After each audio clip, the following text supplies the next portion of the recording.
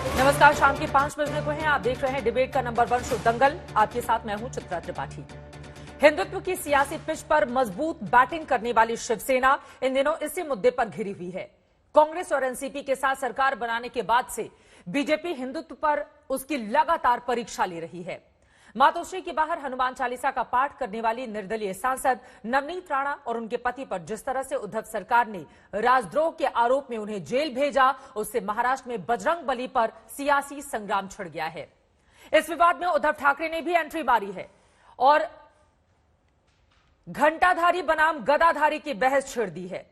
सवाल यह है कि बीजेपी और शिवसेना में हिंदुत्व का गदाधारी कौन है। इसी मुद्दे पर दंगल में करने वाले हैं बड़ी चर्चा, लेकिन उसके पहले यह रिपोर्ट देखिए।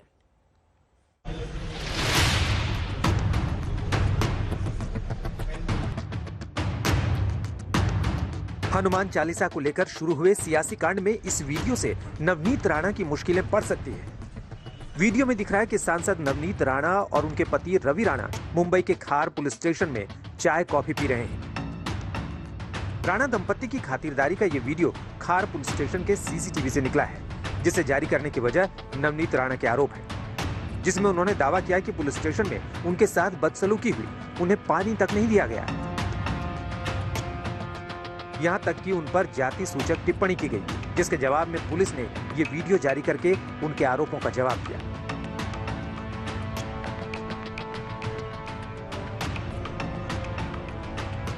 नवनीत राणा के हनुमान चालीसा पाठ से शुरू हुआ विवाद अब बीजेपी और शिवसेना के बीच मुकाबले का रूप ले चुका है।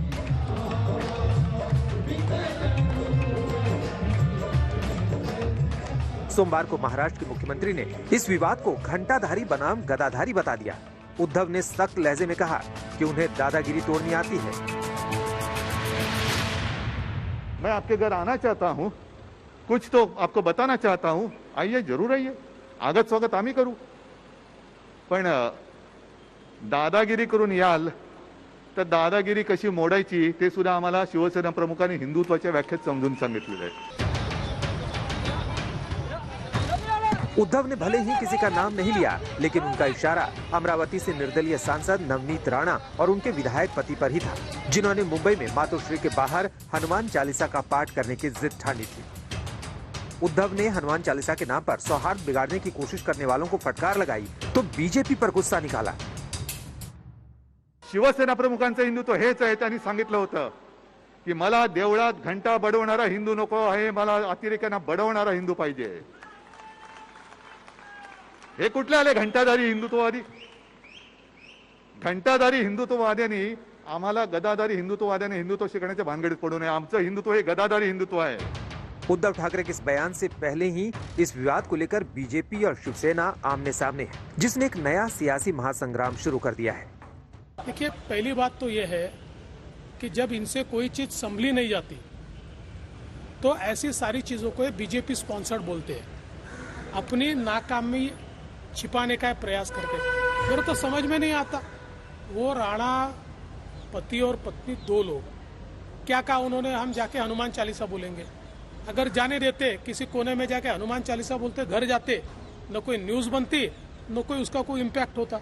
अमरावती की मैडम एमपी साहिबा ने जो ऐलान किया था, अगर वैसा ही कोई दूसरे किस्म का ऐलान कर दे कि महाराष्ट्र में बीजेपी के दफ्तर के सामने जाकर हम कुरान पढ़ेंगे, आप क्या करेंगे?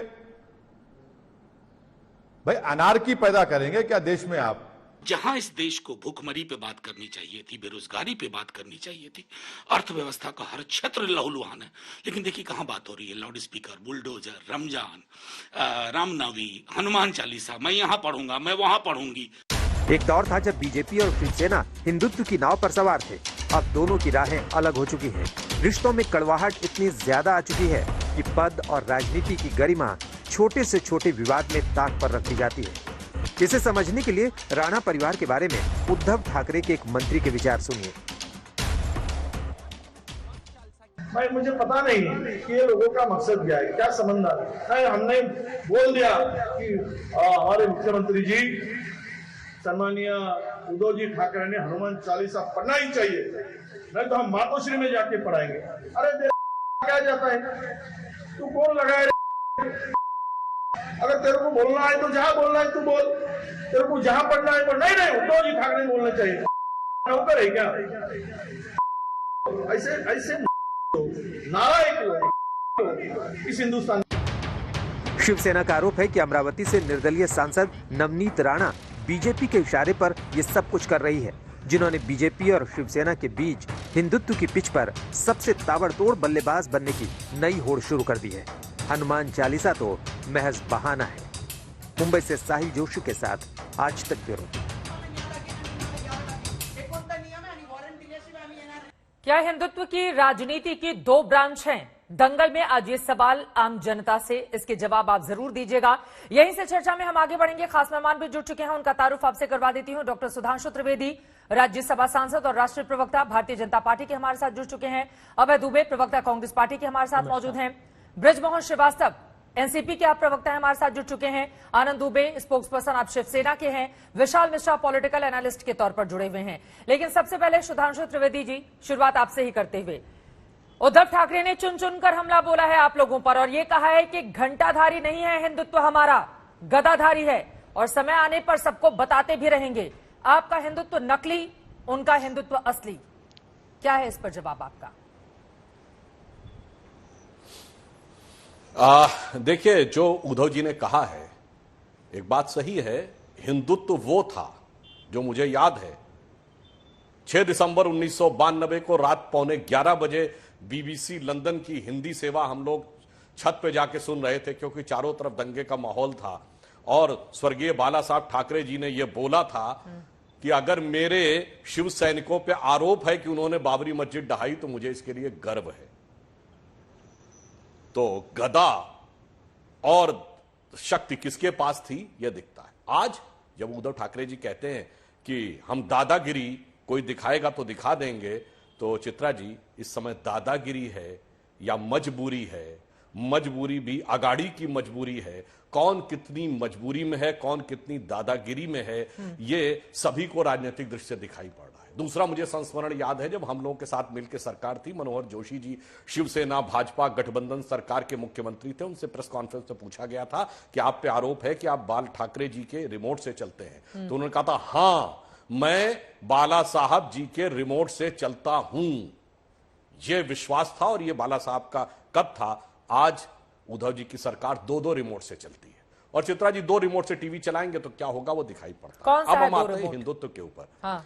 बहुत सही हिंदुत्व की व्याख्या की है। 2 रिमोट हैं, एक एनसीपी एक कांग्रेस। 2 रिमोट से चलने में तो समस्या होती है और रिमोट की फितरत देखिए और हिंदुत्व के साथ हुई शरारत देखिए कि एक तरफ वो हिंदुत्व है जिसकी हम बात करते हैं, दूसरी तरफ वो हिंदुत्व है जिसकी किसी जमाने में हिंदू हृदय सम्राट बाला साहब ठाकरे जी बात करते थे। आज की शिवसेना का हिंदुत्व कौन है? ये उस कांग्रेस के साथ है जो केरल में मुस्लिम लीग के साथ है, ये उस कांग्रेस के साथ है जो बंगाल में पीरजादा अब्बास सिद्दीकी फुरफुरा शरीफ के गद्दी नशीं के सजदे में है। अरे ये तो पुरानी बात हो गई ना, सरकार बने तो पुरानी बात हो गई। असम में बदरुद्दीन अजमल के साथ अभी तो हनुमान चालीसा पर बवाल छिड़ा हुआ है ना, अभी तो हनुमान चालीसा पर बवाल छिड़ा हुआ है और वो बता रहे हैं कि हिंदुत्व की परिभाषा कोई हमको नहीं सिखाए, क्योंकि हनुमान चालीसा को लेकर लगातार आप लोग निशाना साध रहे हैं उनके ऊपर कि हनुमान चालीसा महाराष्ट्र में नहीं पढ़ेंगे तो क्या पाकिस्तान जाकर पढ़ेंगे। उसी पर जवाब दिया है उन्होंने। उसी बिंदु पे तो मैं कह रहा हूं। हाँ। जो ऐसे लोगों के साथ आके खड़े हो गए तो फिर क्या मुफ्ती, क्या हनुमान, मुफ्ती क्या राम, भाई उनके प्रति क्या निष्ठा और उसमें कितनी इबादत और कितनी सियासत, कितनी श्रद्धा, कितनी राजनीति, यह स्पष्ट हो जाती है। और जहां तक बाहर निकलकर बढ़ने की बात है तो मैं एक और बात कह देता हूं। शाहीन बाग में लोग आपके घरों पे आके खड़े होकर सामने सड़क पे जाम कर देंगे तो वो अभिव्यक्ति की स्वतंत्रता है, और यहां पर कोई कह देगा कि आपके घर पे जाएंगे तो वह राजद्रोह है। मैं चित्रा जी आपसे नहीं कह रहा हूं, करोड़ों दर्शक जो देख रहे हैं वो अपने स्वविवेक से इसका निर्णय ले सकते हैं कि कौन सही है। चलिए ठीक है, अभय दुबे कुछ कहना चाह रहे हैं, उसके बाद आनंद दुबे जी मैं फौरन आपके पास आऊंगी। अभय दुबे जी, लेकिन बार बार ये जो बताया जा रहा है उनका नकली हिंदुत्व, हमारा असली हिंदुत्व, ये कैसे तय किया जाएगा? और हिंदुत्व की ये नई नई परिभाषा गढ़ने की जरूरत आज के समय में एक मुख्यमंत्री को क्यों पड़ रही है? चित्रा जी, हमको याद रखना चाहिए सनातन भारत का वो किस्सा जब जामवंत जी ने हनुमान जी को वरदान था कि कि उनकी शक्ति जब उन्हें याद दिलाई जाएगी तब उनकी शक्ति का जब स्मरण कराया जाएगा, जब उनके पास वो शक्ति आएगी। जामवंत जी कहते हैं कवन सो काज कठिन जगमाही, जो नहीं होत तात तुम पाई। अर्थात जगत में ऐसा कौन सा काम है जो तुम नहीं कर सकते। तो ये जो शक्ति का स्मरण हमको कराया है गठबंधन को, अखंड पापियों को प्रहार से परास्त करने वाला गदा हम लोगों ने उठाया है, उद्दंडियों को दंडित करने वाला गदा हमने उठाया है, रावण के चारणों को धूल चटा देने वाला गदा हमने उठाया। और मैं प्रार्थना करना चाहता हूं, सुधांशु जी विद्वान साथी है हमारे और हनुमान भक्त हम सब हैं, मैं हनुमानों को याद दिलाना चाहता हूं जो इस दल में या उस दल में है कि वो मेरे युग के हनुमानों बोलो तो किस दिन की खातिर मौन लिए बैठे हो। लुट रहा देश घुट रहा सभी का दम है, तुम दम साधे क्यों होठ सिए बैठे हो। तुम राम भक्त पर राम कहां भाजपा में, तुम हो जो रावण के चारण बन बैठे। ये भारतीय जनता पार्टी जो रावण की चारण है उनके लिए कह रहा हूं। हाँ। तुम हो जो रावण के चारण बन बैठे, तुम राम लखन से पीट किए बैठे हो। ठीक है। अरे जो राम लखन पार्ट समझ में आ गया अभय दुबे जी। कांग्रेस पार्टी अब जरा जल्दी से ये बता दीजिए, ये जो आपकी गदा है ये देशद्रोह का चाबुक क्यों चला रही है? अगर इनके ऊपर देशद्रोह के आरोप लगे हैं तो उसकी बड़ी देशद्रोह वाला कौन सा काम किया नवनीत राणा ने? क्योंकि बीते एक हफ्ते से इस बात को लेकर लगातार वहां पर चर्चा चल रही है जब से यह मामला सामने आया। हालांकि हनुमान चालीसा पर शुरू हुआ बवाल, बाद में थाने पहुंचा और फिर देशद्रोह की यह धारा। बस अंतिम बात कहूंगा, ये राणा नहीं, अंतिम बात नहीं सर, ये बताइए ना देशद्रोह क्यों लगा उनके ऊपर, क्या किया था उन्होंने? क्यों लगा इसकी भी बात बताई तुलसीदास जी ने उत्तर रामायण में।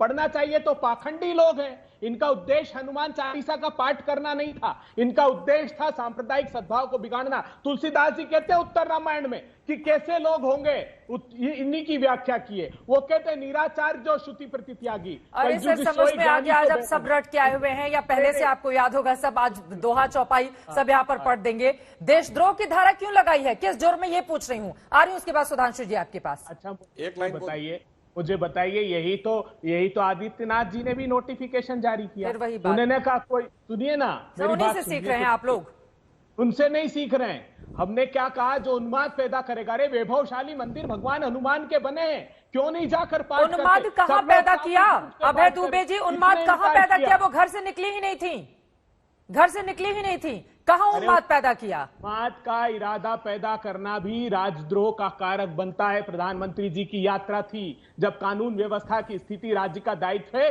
तो उनको थोड़े कठोर निर्णय लेने पड़ते। हाँ। हम सब पूरी आस्था के साथ भगवान प्रभु श्री हनुमान को याद करते। प्रधानमंत्री की यात्रा थी, इस वजह से अराजकता का माहौल पैदा नहीं हो जाए इसलिए देशद्रोह की धारा लगा दी गई नवनीत राणा पर सुधांशु त्रिवेदी जी। और यही देशद्रोह की धारा आप लोगों को इतनी क्यों चुभ रही है? ठीक है अभय दुबे जी, आपके सवालों पर जवाब ले लेती हूँ। ठीक है, पीएम की यात्रा को देखते हुए देशद्रोह की धारा लगाई गई। जी देखिए कौन पाखंड करता है। देखिए अभय दुबे जी विद्वान प्रवक्ता हैं और इन्हें संस्कृति धर्म के ग्रंथों के बारे में जानकारी है, उसका सम्मान करते हुए दुबे जी मैं कहता हूं कौन पाखंड करता है बताता हूं। सारे दर्शकों से कहता हूं जाके देखो भाई कांग्रेस का मैनिफेस्टो 2019, उन्होंने कहा था कि हम सत्ता में आए तो देशद्रोह का कानून समाप्त कर देंगे। और 2019 के बाद यदि राजनीतिक व्यक्तियों पे देशद्रोह का कानून लगाया तो सबसे पहले राजस्थान की कांग्रेस सरकार ने अपने विधायक और अपने मंत्रियों पर लगाया, क्योंकि उन्हें लगा गहलोत सरकार के लिए खतरा पैदा हो सकते थे। और अब महाराष्ट्र में लगाया गया है एक ऐसी सांसद के लिए जिसमें ना महिला दिख रहा है ना दलित दिख रहा है, जो घर में बैठी थी। मैं पूछना चाहता हूं अभय जी, पाखंड क्या था वहां पर यह लिखना आपके चुनाव घोषणा पत्र में कि हम सिद्धांततः देशद्रोह के कानून के खिलाफ हैं, या कानून ना होना चाहिए, ना उपयोग होना चाहिए, या यहां बैठकर रामायण के प्रसंगों के द्वारा उसको जस्टिफाई करना, यह आपका दोहरा चरित्र उजागर है। और जहां तक हमारी बात है, हम तो पक्ष में थे कि देशद्रोह का कानून होना चाहिए। और जहां तक एक बिंदु मैं भी कह दूं, आज सारी समस्या जानते हैं क्या जो आपने कहा है, जिस जमाने में हम लोग उठ रहे थे तब हम बड़े छोटे नजर आते थे। जैसे जब सीता जी के पास हनुमान जी गए थे तो वो छोटे नजर आते थे। हम सीता जी को विश्वास नहीं होता था कि ये राक्षसों का नाश कैसे करेंगे, तो उन्होंने कहा था ना, है सुत कपि सब तुम ही समाना, जाति धान अतिभट बलवाना।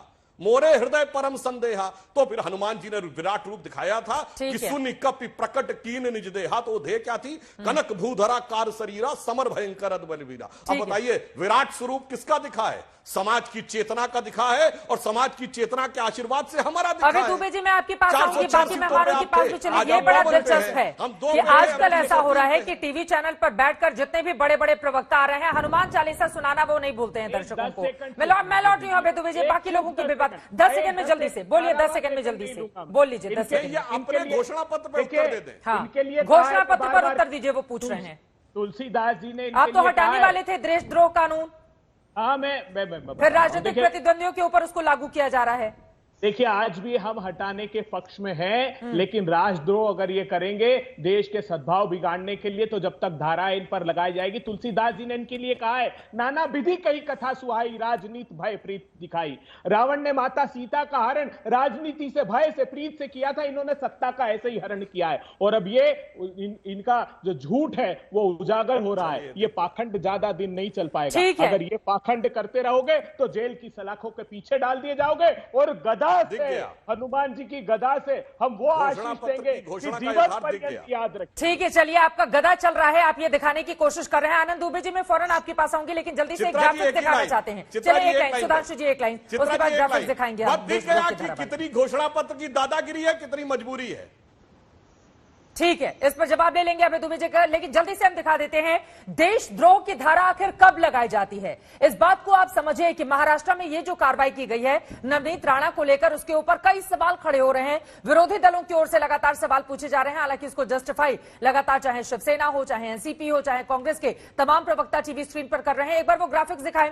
राष्ट्रीय चिन्हों का जब अपमान किया जाता है उस समय देशद्रोह की धारा लगाई जाती है। नंबर 2, एक एक करके जल्दी से संविधान को नीचा दिखाने की अगर कोई कोशिश करता है उस समय देशद्रोह, राष्ट्रद्रोह की धारा लगाई जाती है। प्रत्यक्ष या अप्रत्यक्ष रूप से नफरत फैलाने पर यह धारा लगाई जाती है। नवनीत राणा के ऊपर यह धारा लगाई है महाराष्ट्र सरकार ने। अब आनंद दुबे जी, ये 3 बड़ी बातें हमने दिखा दी हैं। इन तीनों में से नवनीत राणा की ओर से क्या किया गया जिसके बाद आपने देशद्रोह की धारा लगा दी, और इसके साथ ही साथ आप कैसे जस्टिफाई करेंगे कि जो बीजेपी का हिंदुत्व है वो नकली है और शिवसेना का बड़ा वाला असली है? चित्रा जी नमस्कार। नमस्कार सर। सबसे पहले सुधांशु जी की बात का जवाब दूंगा। हाँ। जब भारतीय जनता पार्टी आदरणीय बाला साहब ठाकरे जी का नाम लेती है, उनका गुणगान करती है, तो मुझे ऐसा लगता है कि ये कितने मायावी लोग होंगे। एक तरफ आदरणीय बाला साहब ठाकरे जी का नाम लेकर हिंदुत्व की याद दिलाती है, दूसरी तरफ मातोश्री में बैठकर बंद कमरे में उन्हीं का नाम लेकर समान सरकार चलाने की जो योजना बनी थी उसका अंत में मुकर जाना, आधी रात को राष्ट्रवादी कांग्रेस के साथ जाकर हमारे पीठ पर खंजर भोंककर सरकार बनाने की कोशिश कर रहा। इतिहास में नहीं जाते ना, अभी तो रहिए, आज का जो टॉपिक है उस पर रहिए ना सर। ज्यादा इतिहास में जाएंगे तो भटक जाएंगे। अभी मैं आपसे पूछ रही हूँ नवनीत राणा पे बात कीजिए। आपने मुझे जो कार्रवाई आपने एक सांसद के खिलाफ की है उस पर मैं आपसे जवाब चाहती हूँ। मैं बता रहा हूँ, तो ये आपको सवाल सेशन कोर्ट से पूछना चाहिए आदरणीय चित्रा जी। सेशन कोर्ट ने आज बेल खारिज कर दी है। हाँ। सेशन कोर्ट के जज ने कुछ सोचा होगा, कुछ समझा होगा। जो राजद्रोह का कानून लगा है, जब उस पर जिरा और बहस हो रही थी तब जज साहब ने तुरंत बेल खारिज किया। नहीं, ये कानून के तहत फैसला लिया गया है, पुलिस ने जो कार्रवाई की है उचित की है, आप जाइए, आप आजाद हैं, आप सुप्रीम कोर्ट जाइए। तो आदरणीय जज साहब अगर इतने संवेदनशील है, देख रहे हैं कि जो कानून की धाराओं के तहत कार्रवाई की गई है वो सही है, तो आप और हम इसमें क्या बहस करके कर लेंगे? अरे अब देश को तो समझाएंगे ना आपने कि अगर देशद्रोह की धारा लगाई है तो उसके पीछे का बड़ा कारण क्या है। लेकिन सुधांशु त्रिवेदी जी आप इस पर जवाब दीजिए। ठीक है, कानून, ये बात तो सच है ना कि कोर्ट से तो राणा दंपति को लगातार झटके पर झटका लग रहे हैं। और एक और सवाल सुधांशु त्रिवेदी जी, राणा दंपति की ओर से थाने के भीतर जो आरोप लगाए गए कि चूंकि वो नीची जाति से आती हैं, छोटी जाति से आती है, इसलिए न पीने का पानी दिया गया, न उनको टॉयलेट जाने दिया गया। आपके तमाम बड़े नेताओं की ओर से भी इस बात को एंडोर्स किया गया है। अब जब वहां से तस्वीरें सामने आ रही है, मुंबई पुलिस वीडियो जारी कर रही है सीसीटीवी कैमरों का, उसमें तो वो आराम से चाय पीते हुए, पानी पीते हुए दिखाई दे रही हैं, बॉटल रखे गए हैं वहां पर। तो इस तरह के आरोपों का क्या मतलब निकाला जाए? सुधांशु जी। चित्रा जी, जो भी निर्णय कोर्ट ले रहा, मैं कोर्ट पे टिप्पणी नहीं कर रहा हूं। मुंबई पुलिस ने जो वीडियो जारी किया तो देश की जनता ने वो वीडियो भी तो देखा। कि थाने के सामने किरीट सोमैया जी के ऊपर हमला, जबकि उनके पास जेड सिक्योरिटी या कमांडो के ऊपर भी हमला, सवाल क्या, और पुलिस मूक दर्शक बनी खड़ी हुई है।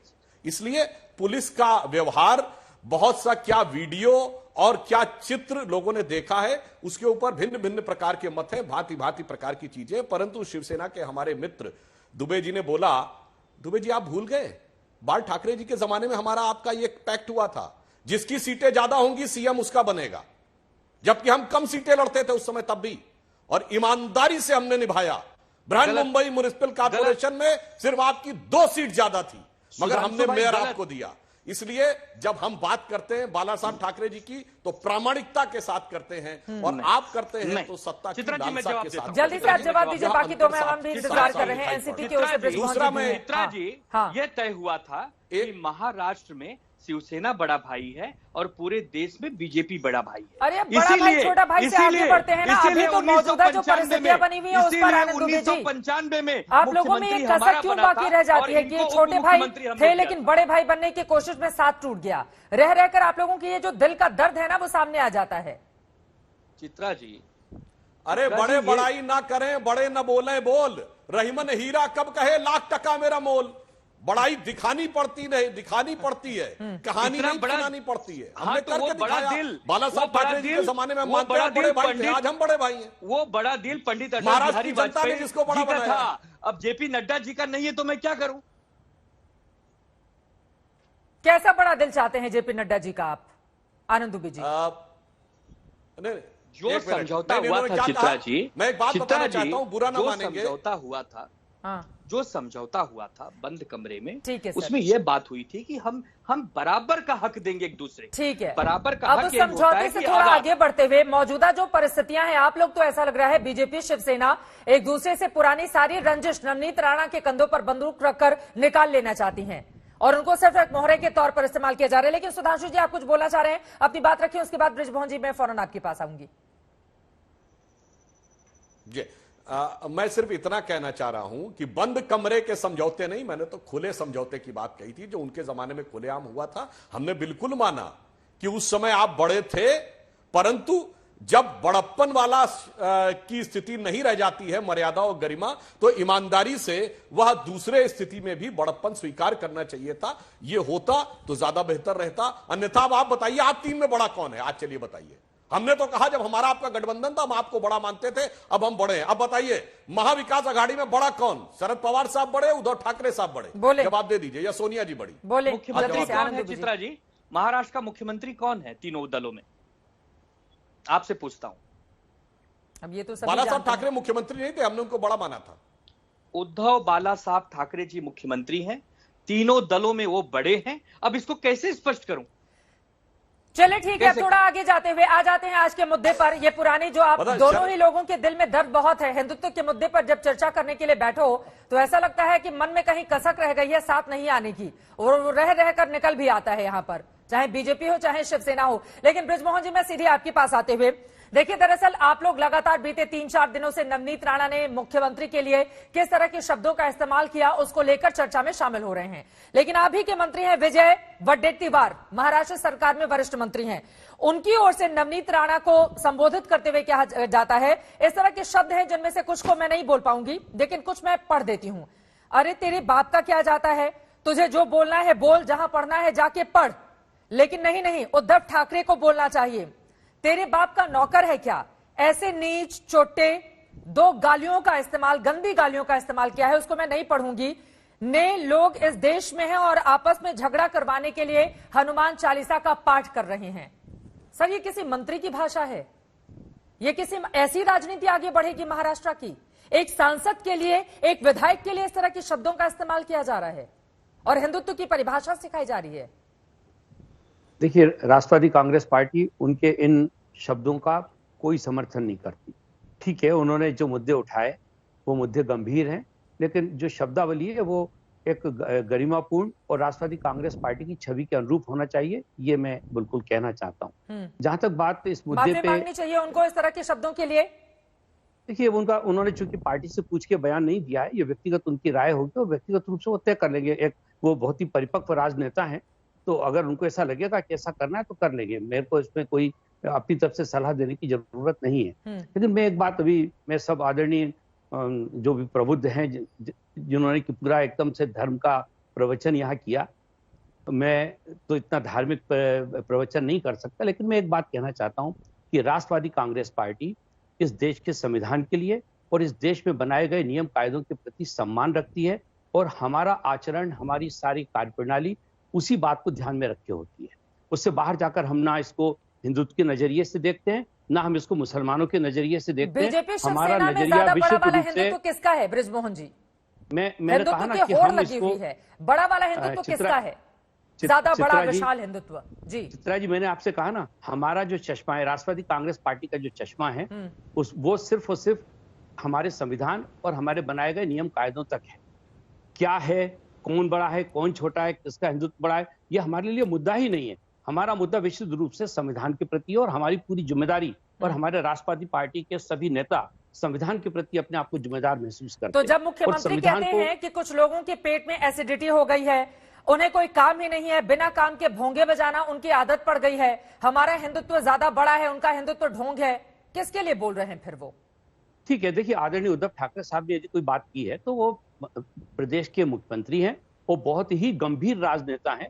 उन्होंने क्या सोच के कहा मुझे नहीं मालूम। मैं अपनी बात ये कहना चाहता हूं कि हम लोगों का विश्वास और हम लोगों की आस्था इस चीज के लिए है। और जहां तक बात बहन नवनीत राणा जी की है, तो उनको जब अमरावती पुलिस ने ये कहा कि आप अमरावती छोड़ने के पहले हमको सूचना देकर कहीं भी जाइए, तो एक महिला जो कि स्वयं एक लॉ मेकर हैं और एक जिम्मेदार हैं, जैसे कि अभी सुधांशु जी उनके जाति के बारे में बात कह रहे थे, तो मैं सुधांशु भाई को मालूम तो होगा, पर फिर भी मैं बता दूं कि उनके जाति को लेकर मुंबई हाई कोर्ट ने ये कहा है कि उनके दिए गए सारे सबूत, सारे सर्टिफिकेट फैब्रिकेटेड है, और उसको लेकर वो सुप्रीम कोर्ट गई है। अभी सुप्रीम कोर्ट ने उसको स्टे किया है, लेकिन अभी सुप्रीम कोर्ट ने कोई फैसला नहीं सुनाया, फैसला अभी भी हाई कोर्ट का ही लागू है।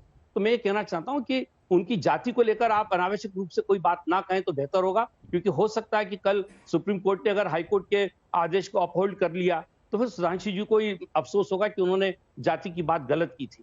मैं दूसरी बात में कहना चाहता हूं कि सुधांशु जी को बड़ी तकलीफ है कि शिवसेना कांग्रेस और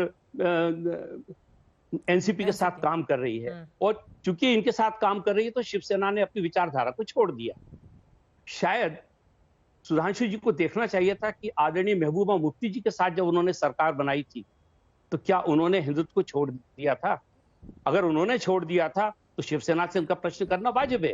पर यदि वो अपनी वहां पर महबूबा मुफ्ती साहब के साथ सरकार बनाने के उपरांत उन्होंने अगर अपनी विचारधारा नहीं छोड़ी तो उनको ऐसा क्यों लगता है जवाब कि शिवसेना इस मामले में पीछे रह जाएगी? हाँ। तीसरी बात में जो एक बात में और कहना चाह रहा था, सुधांशु जी ने किरीट सोमैया जी की बात की, तो मैं देश को बताना चाहता हूं कि किरीट सोमैया जी के ऊपर जिन लोगों ने वहां पर अटैक किया था उसमें शिवसेना के पूर्व महापौर भी थे, उनकी भी गिरफ्तारी की है मुंबई पुलिस ने, क्योंकि मुंबई पुलिस पूरी तौर से निष्पक्ष होकर काम कर रही है। वो उस किसी भी व्यक्ति को नहीं छोड़ेगी जो कानून का उल्लंघन करेगा या कानून का उल्लंघन करने वाले हर व्यक्ति के खिलाफ कार्रवाई की जा रही है। ठीक है सर, मैं जवाब ले लेती हूँ। विशाल मिश्रा भी इंतजार कर रहे हैं जल्दी से।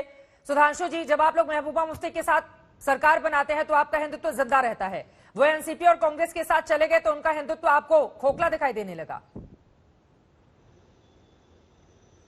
हाँ, वो भी जवाब देता हूं। पहले तो मैं कह दूं, ब्रजमोहन जी ने जो कहा ना कि कार्रवाई की इसलिए कि मान्यवर ब्रजमोहन जी, जिसके पास जेड सिक्योरिटी होती है उसके ऊपर हमला होता है तो स्थानीय पुलिस की जिम्मेदारी हो जाती, उनकी मजबूरी थी कार्रवाई नहीं करना, वरना नौकरी पे बात आ जाती।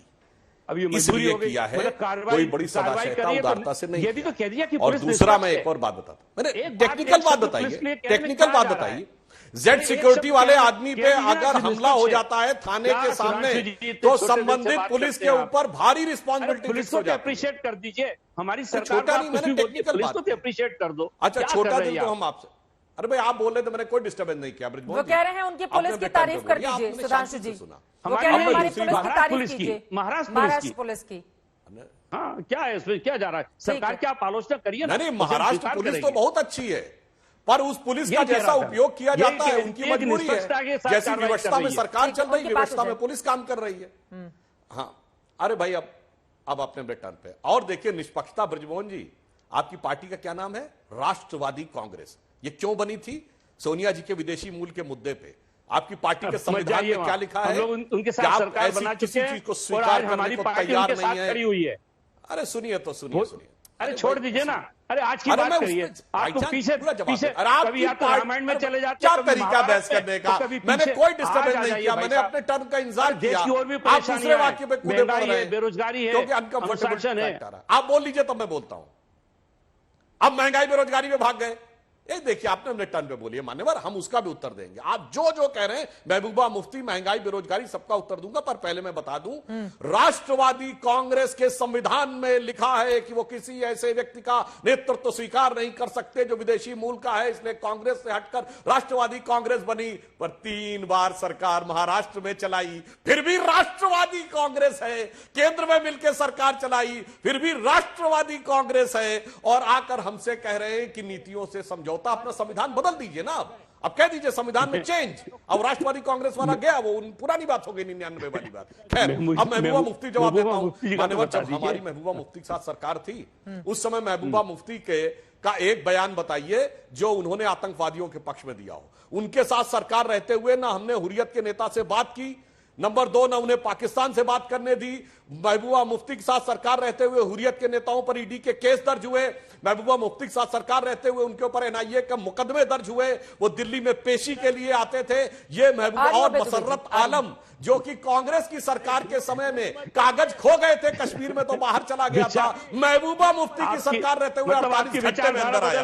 और आपके यहाँ शिवसेना की सरकार रहते हुए 5 घर में संतों की हत्या हो गई। मुफ्ती की विचारधारा हो गई थी, ठीक यही है। कहना चाहते हैं। और ठीक है, किसकी विचारधारा बदल रही है, किसकी बनी हुई है, सवाल का जवाब हम देंगे। लेकिन आदित्य ठाकरे राजधानी दिल्ली में महाराष्ट्र सरकार के मंत्री, जल्दी से सुधांशु जी अपनी बात पूरी कर लें, उसके बाद आदित्य ठाकरे ने क्या कहा है हनुमान चालीसा विवाद पर सुनाएंगे। जल्दी से पूरी बात पूरी करें। सुनिए, एक लाइन में कह देता हूं। जल्दी से। ब्रजमोहन जी, हमने कई विरोधी विचारधारा के दलों से गठबंधन किया। जम्मू कश्मीर में पीडीपी के साथ, उत्तर प्रदेश में बसपा के साथ, जेडीएस के साथ, कर्नाटक में, तमिलनाडु में डीएमके के साथ, पर किसी एक के साथ भी अपना मुख्यमंत्री बनाने के लिए नहीं किया। यूपी में हमारे 177 थे, मायावती 67 मुख्यमंत्री उनको बनाया। कर्नाटक में जेडीएस में 84 हमारे 40 जेडीएस के, हमने राष्ट्र के हित में उनको साथ में लेने के लिए किया। मगर अफसोस कि शिवसेना ने बड़प्पन की बात करते इतना छोटापन दिखाया कि मुख्यमंत्री बनने के लिए विचारधारा को छोड़ दिया। शिवसेना को मुख्यमंत्री का पद दिया, वो हमने पद नहीं दिया है, वो उनका अधिकार था। उनके अधिकार के तहत हम लोगों ने शिवसेना के, ठीक है, चलिए अब जरा ज्यादा इतिहास में नहीं जाते हुए मौजूदा वक्त में रहते हैं। अभय दुबे जी, मैं फौरन आपके पास आऊंगी, लेकिन आदित्य ठाकरे राजधानी दिल्ली में है, महाराष्ट्र सरकार के मंत्री, उनकी ओर से हनुमान चालीसा विवाद पर क्या कुछ कहा गया है, सुनिए। हनुमान चालीसा रो पर किस तरह से आप जो है एक, मुझे लगता है कल सीएम साहब का बयान आपने देखा है। स्टेट में अपोजिशन कहता है हनुमान चालीसा बोलना क्राइम है क्या? जिसको हर दिन झूठ बोलने की आदत है उस पर मैं क्या कमेंट करूं।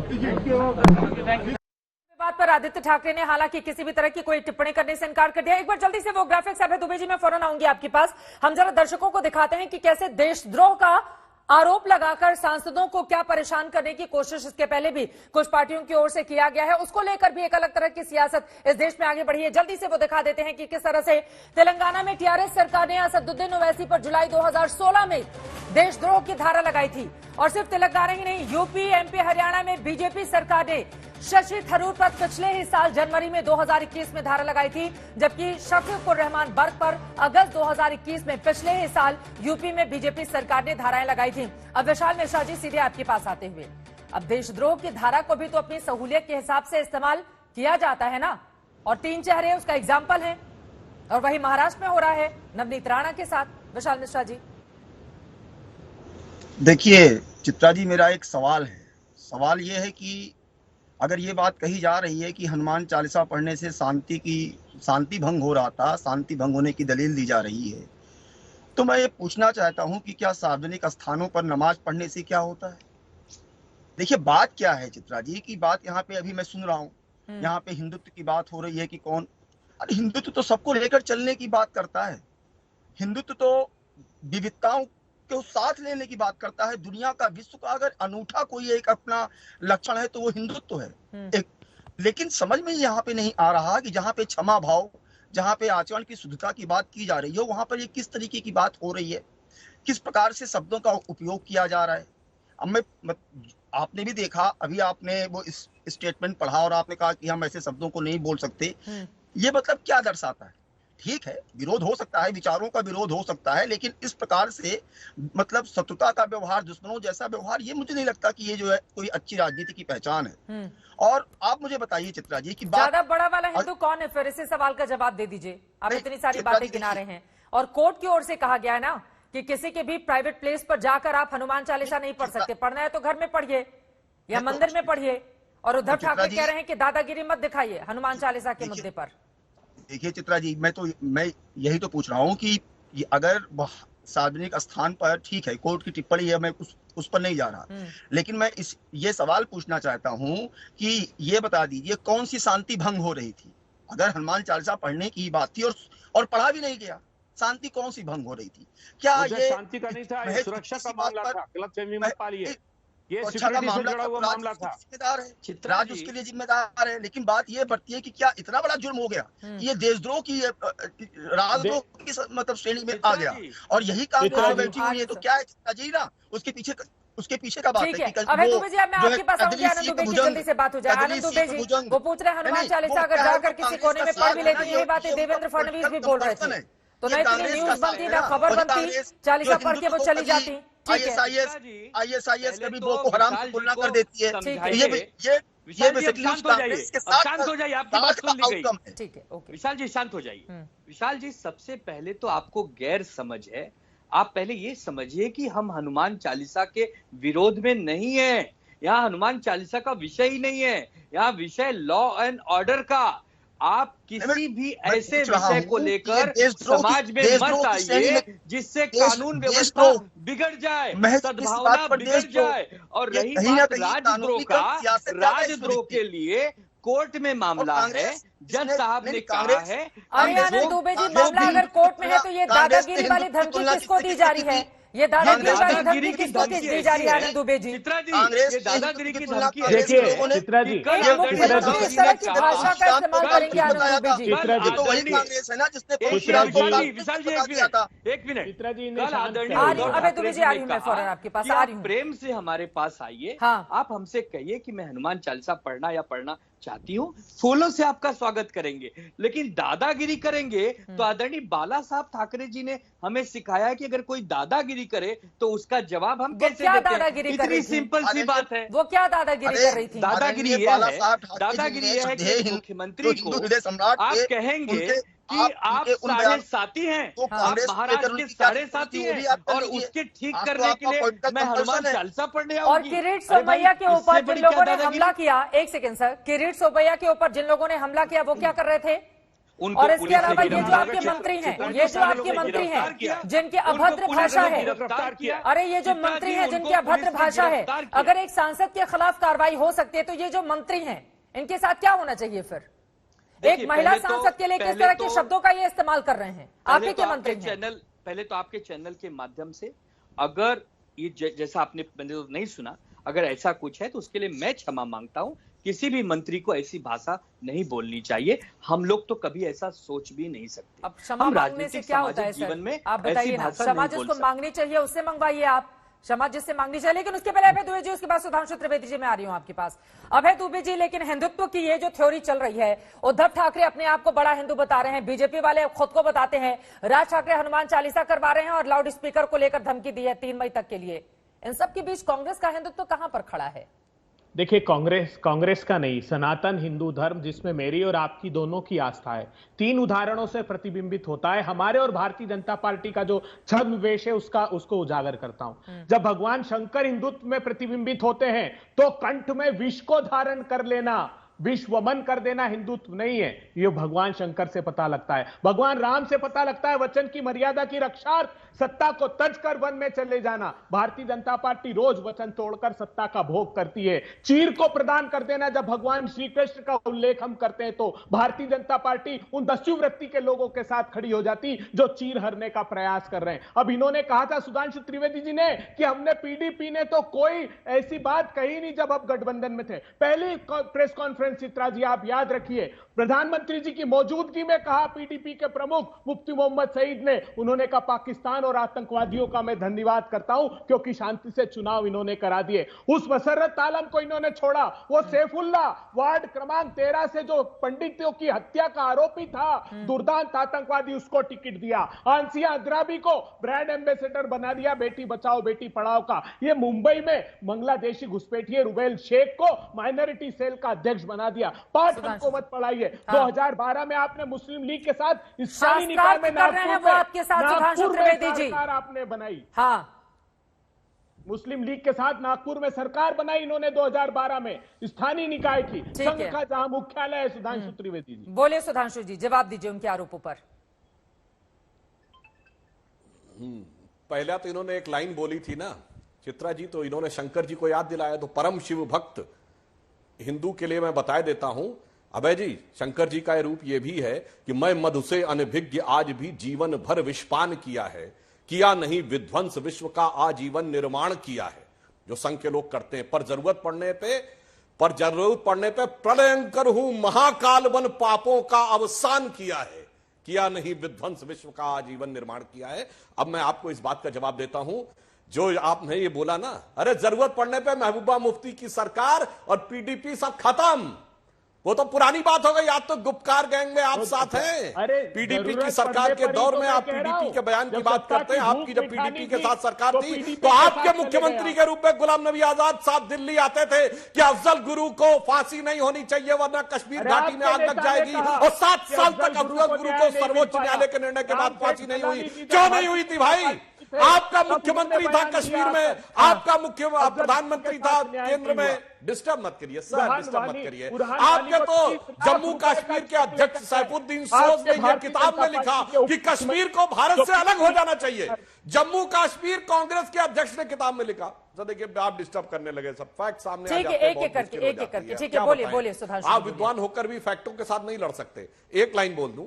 अब दूसरी बात, जो आनंद दुबे जी ने बात कही थी उसका मैं स्वागत करता हूं, परंतु दुबे जी, मैं विनम्रता से आनंद दुबे जी से कहता हूं, आनंद दुबे जी विनम्रता से, आप प्रवक्ता हैं, गठबंधन सरकार के मंत्री के बयान पर क्षमा याचना आपके अधिकार से बाहर है या अनाधिकार चेष्टा है? हां, यदि सरकार के प्रमुख उद्धव जी इस विषय के ऊपर खेद व्यक्त करके क्षमा मांग लें तो हम इस बात के लिए बिल्कुल तैयार हैं। हां, अभय दुबे जी और ब्रजमोहन जी को मैं याद दिलाना चाहता हूं कि आनंद जी ने कहा था कि उद्धव ठाकरे जी बड़े हैं, तो ये दोनों लोग बता दें कि शरद पवार साहब और सोनिया गांधी से उद्धव ठाकरे जी बड़े हैं, दोनों लोग स्वीकार कर लें। मैं मान लूंगा कि बहुत जबरदस्त सामंजस्य इस समय महाअघाड़ी सरकार में हो गया है। अभय दुबे जी जल्दी से आपसे, फिर ब्रजमोहन जी। हाँ। उम्र में छोटे हैं उद्धव ठाकरे जी, लेकिन सुनिए, आज महाराष्ट्र की राजनीति में उनका महत्व प्रदेश के मुख्यमंत्री के रूप में है और इसको राष्ट्रवादी कांग्रेस पार्टी और कांग्रेस दोनों ने स्वीकार किया है। सुधांशु जी, एक बात और मैं कहना चाहता हूं, आप इतनी बात कह रहे हैं, कल जब महाराष्ट्र के गृह मंत्री ने इस मामले को लेकर बैठक बुलाई, आप संविधान की इतनी बात कर रहे हैं ना, तो आपकी पार्टी ने उस बैठक का बहिष्कार क्यों किया, ये तो आप बता दीजिए। और यदि वो बहिष्कार उन्होंने किया तो क्या आप आदरणीय देवेंद्र फडणवीस साहब कह रहे हैं हिटलर शाही कर रही है सरकार, उसके साथ क्यों बैठक करना है? क्यों नहीं आए वो उस बैठक में? ब्रजमोहन श्रीवास्तव जी, देवेंद्र फडणवीस ने तो कहा है ना, इस पर सफाई अभी आपको लग रही है? उन्होंने कहा है हिटलर शाही कर रही है सरकार, उसके साथ बैठक में क्यों जाएंगे? फिर हम बैठक में ना आना, बैठक में वो नहीं आए और हिटलर शाही हमारी सरकार कर रही है। हमारी सरकार ने तो आमंत्रित किया था, भाई बैठिए, प्रदेश की शांति और व्यवस्था का मामला है, अपन सब लोग सामूहिक रूप में बैठ के बात करें और इसका एक अच्छा रास्ता निकालें, क्योंकि हमको प्रदेश को चलाना है। प्रदेश की जनता के प्रति हम सब लोग जिम्मेदार हैं। क्या जो निर्वाचित जनप्रतिनिधि क्या देवेंद्र फडणवीस साहब नहीं है? क्या वो नेता प्रतिपक्ष नहीं है? यही बातें तो आपके नेताओं पर भी लागू होती है ना ब्रजमोहन श्रीवास्तव जी। यही तो सवाल है कि सामने वाले को जब हम बताते हैं कि आपकी कमीज ज्यादा गंदी है तो 3 उंगलियां खुद पर भी इशारा करती हैं, तो आपके नेताओं पर भी वो चीजें लागू होती हैं जिनके साथ आप सरकार में बने हुए हैं। लेकिन सुधांशु जी कुछ कहना चाह रहे हैं। सुधांशु जी जल्दी से। बैठक में तो देवेंद्र फडणवीस साहब नहीं आए ना। ठीक है, बैठक में क्यों नहीं जाते हैं? देखिए, मैं ये कहना चाह रहा हूं चित्रा जी, सारे दर्शकों को याद है सर्वदलीय बैठक एक नहीं अनेक मौकों पर बुलाई जाती, हर संसद सत्र से पहले बुलाती। ब्रजमोहन जी, कौन बुलाता है? प्रधानमंत्री जी बुलाते हैं, गृह मंत्री नहीं बुलाते। उद्धव ठाकरे जी बुलाते तब ना आते। अब बताइए, फडणवीस जी का स्टेटस है नेता प्रतिपक्ष, पूर्व मुख्यमंत्री जिम्मेदारी नहीं और मंत्री बुलाएगा उनको उसमें प्रदेश की आप टेक्निकली बताइए। चलिए आप भारत में कोई उदाहरण बताइए जब प्रधानमंत्री या मुख्यमंत्री के अलावा किसी ने सर्वदलीय बैठक बुलाई हो। चलिए मैं चैलेंज करके आपसे बोल रहा हूं, बताइए हमारी जनता है। ब्रजमोहन जी बताइए, किसी राज्य में मुख्यमंत्री के अलावा किसी ने सर्वदलीय बैठक बुलाई हो और केंद्र में प्रधानमंत्री के अलावा किसी ने बुलाई हो, मुझे जवाब दीजिएगा। ये कोई नियम नहीं है, ये कोई नियम नहीं है। जरूरत के हिसाब से बुलाया जाता है और जरूरत के हिसाब से मीटिंग आहूत की जाती है और सम्मान के साथ गृह मंत्री जरूरत के हिसाब से राजनेताओं की राजनीति चल रही है आगे। दंगल में हमने सवाल पूछा था, क्या हिंदुत्व की राजनीति के दो ब्रांच हैं, शिवसेना और बीजेपी को लेकर हमारा ये सवाल था। आपके जो जवाब मिले हैं 48% लोगों का जवाब हाँ में है, जबकि 52% लोगों का जवाब नहीं में है। हिंदुत्व की ये जो पॉलिटिक्स चल रही है देश भर में, खासतौर से इस वक्त महाराष्ट्र में, ये कहां पर जाकर किस रूप में खत्म होगी, इस पर लगातार रहेगी आज तक की नजर। इसी के साथ दंगल में आज के लिए बस इतना ही। देश और दुनिया की बाकी खबरों के लिए आप देखते रहिए आज तक।